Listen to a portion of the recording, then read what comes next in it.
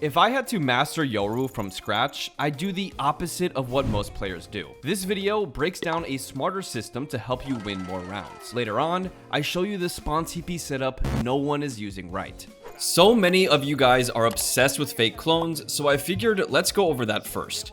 A lot of you guys think fake cloning is random, and don't get me wrong, it totally can be. There's plenty of clips out there of people randomly fake cloning and pulling it off, but it's so rare and there's a much better way to do it. In order to properly fake clone, you want to do what's called conditioning the enemy. This is when you repeat a play over and over again until the enemy is conditioned to expect it to happen. So for example, let's say you're cloning the same cipher trip or the same corner every round. After a while, the enemy will stop shooting it because they know it's a fake. This is when your opportunity to strike is. You can even combine it with the flash to really get yourself out there for even better odds.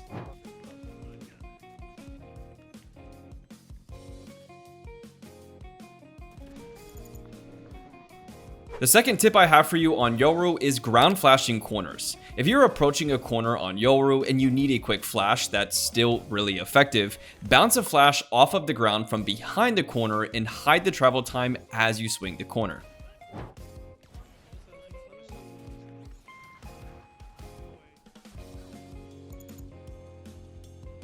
This is one of the first non-noob techs you should learn on Yoru. If you're playing against an initiator like a Sova, Sky, or Gecko ult and you hear them using utility, you can teleport on them while they're occupied for free kills.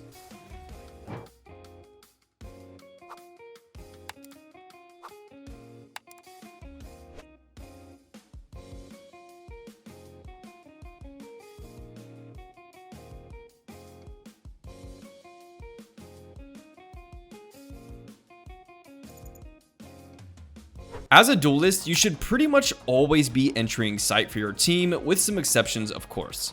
So if you're struggling with Yoru to entry, try to coordinate with your team to enter off of your teleports. For example, let's say we're pushing through a smoke to enter sight. I would tell my team to push right after my flash and teleport. Because if you're teleporting in an awkward position for the enemy just as your team is entering as well, it's nearly impossible for the enemy team to not get traded out, which on attack is always worth it.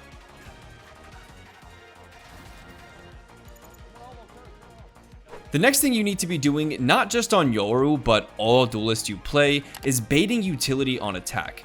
I see this with my students a lot, and the constant rushing of sight is a huge mistake players make.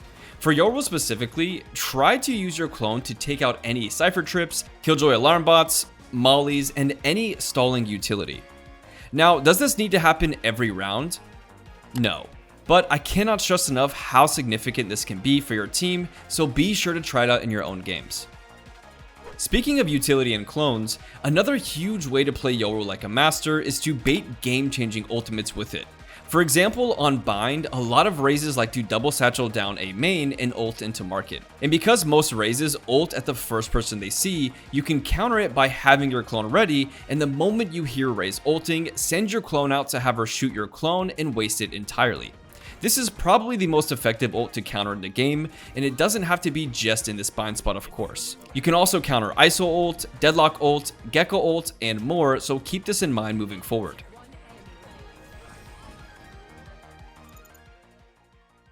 The next huge way to play Yoru like a master is fast flanking. This tip is really strong, and I always say it's underrated because it is. But let's say the enemy has a cipher trip like they commonly do, watching their flank, and you're playing the opposite site and have ult up. You can tell your team to stack more towards mid and the other site you're not playing at, and then you can completely solo the site because you're fast flanking the enemy. Right when the walls drop, you're going to ult instantly, and if there is enemies here, just tell your team to rotate and stall. But if there's not, you want to take the fastest pathing possible to the opposite site, and the most crucial part is to make sure you're sneaking past all of the enemy's utility. Try to imagine where the enemy's flank util will be before doing this of course, and it will set you up for a lot of free kills due to the false security the enemy has from their util.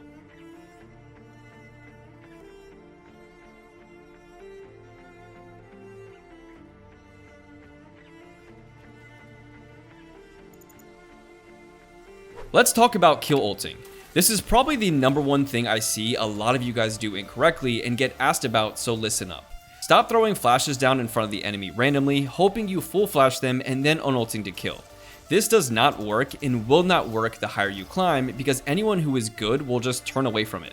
Instead, you want to get behind the enemy, bounce your flash off the ground towards them, completely hiding the travel time and full flashing the enemy with an undodgeable flash.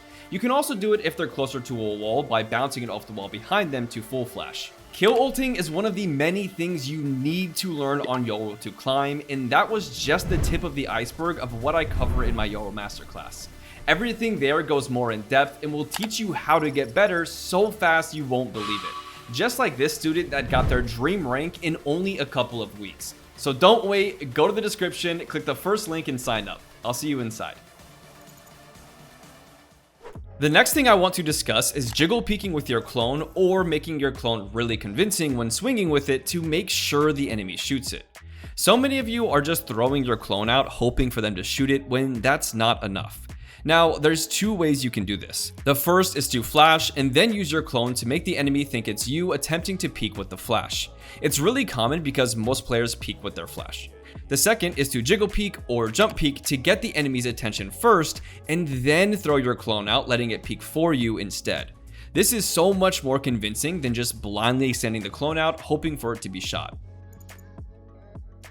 This is one of my favorite plays, and it even works in higher elos, so listen up. It's using your ultimate to stall the post plant.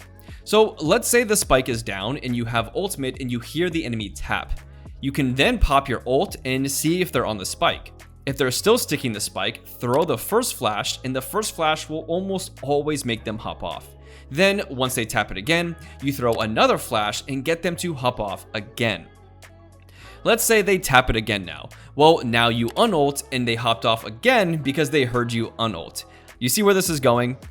By then, you've stalled so much time they're starting to panic, and it still doesn't end there because you can still stall with your clone or fake TP. Just keep slightly aggressing as much as possible with utility, and people will be so paranoid, especially in 1v1s, they will always hop off the spike, and it's pretty much a guaranteed win. So if you have your ultimate and the spike is planted, try this in your games.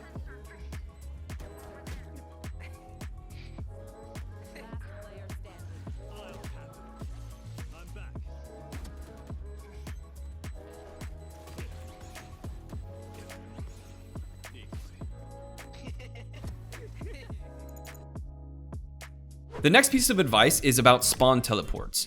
The correct time to properly go for a spawn teleport is typically right after the post plant. I know there's super long range spawn teleport lineups, but they're not really consistent and you should really only be going for them in certain moments or for fun. So the proper way to spawn teleport, like I said, is right after the spike is down in the post plant and you have all of sight. That's when you want to send it to the enemy spawn. Now, it depends what map you're on, but maps like Haven, Ascent, and Bind are great because the spawns are so deep that as the enemy is rotating, they never actually come in contact with your teleport. That's the key to getting this to work. You want to send it as fast as possible so the enemy never sees it and is never in range to hear it. Then, as they're attempting to retake sight, is when you want to take the teleport, adding extra pressure to them from behind and pinching with your team. But please make sure that you have all confirmation all enemies are there and not camping your TP. If someone is missing, it's likely they are, and if so, that's fine. They are wasting their time putting their team down a man, still giving you an edge.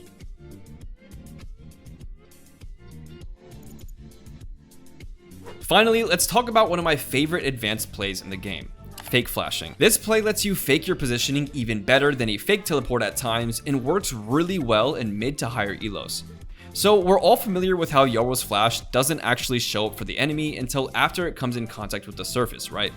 Well, using that mechanic to our advantage, we can throw flashes far away from our location and have it bounce in areas that fake our location.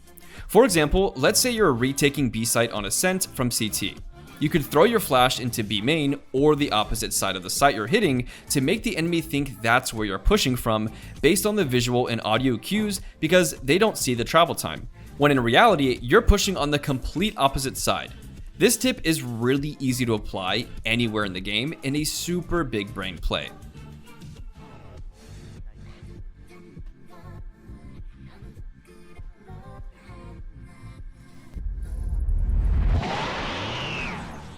If you enjoyed that video, watch this one next. And if you want to master Yoru, join the masterclass.